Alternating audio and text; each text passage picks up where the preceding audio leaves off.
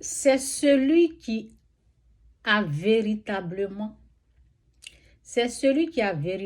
reçu l'Esprit de Dieu qui peut savoir ce que Dieu dit, ce que Dieu voit, qui peut connaître la volonté de Dieu, qui peut voir ce que Dieu voit, ce que Dieu est en train de dire, qui peut entendre la voix de Dieu.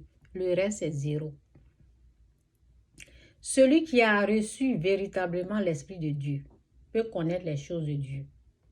Celui qui n'a pas l'Esprit de Dieu, qui a l'esprit de l'erreur, ne peut pas connaître ce que Dieu veut, ne peut pas savoir ce que Dieu veut.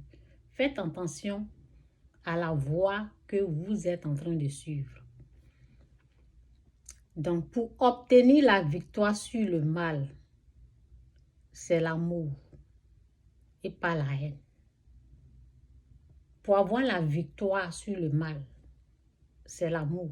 Il faut avoir l'amour de Dieu et pas la haine.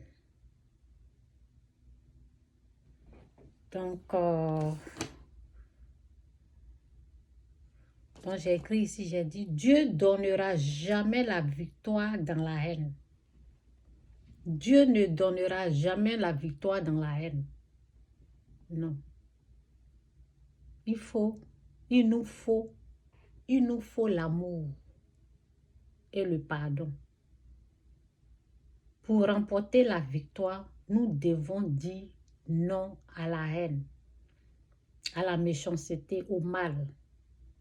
Car cela fait que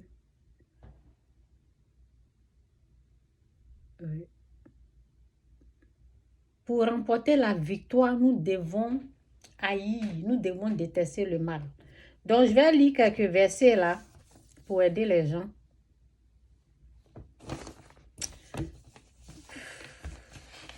En tout cas, que Dieu vous aide. Souvent, je reviens sur le même message de l'amour parce que j'ai souvent mal. J'ai mal aux enfants. Parce que aujourd'hui, on voit les enfants de 18 ans, 22 ans, en train de faire la politique. C'est pourquoi les enfants là devaient être en train de têter sein de leur maman là-bas. Des jeunes filles, ils sont en train de parler comme ça. Vous savez l'ennemi, vous savez Satan, pour te livrer là, il te ment, il te ment, il te ment, il te ment, il te ment, il te ment. Toi, tu vas penser que c'est la vérité. Je dis, quand je parle ici, je dis, le sel et le sucre se ressemblent. Le sel et le sucre se ressemblent. Allez-y au niveau de la révélation. Pour connaître les choses, allez-y au niveau de la révélation. Allez-y dans la profondeur. Vérifiez. Ne vous jetez pas dans les choses comme ça. Vérifiez, il y a trop de menteurs. Les mêmes mensonges là, ça s'est déjà passé. Donc j'ai dit, comment savoir qui ment et qui dit la vérité? Vérifiez pour savoir si la personne n'a pas menti auparavant. Vérifiez ça d'abord. Vérifiez la personne que vous êtes en train de suivre sa voix là. La personne qui est en train de vous parler là.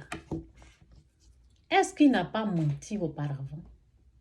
Est-ce qu'il n'y a pas eu de mensonge? Vous savez, la vie est tellement précieuse que il faut faire attention.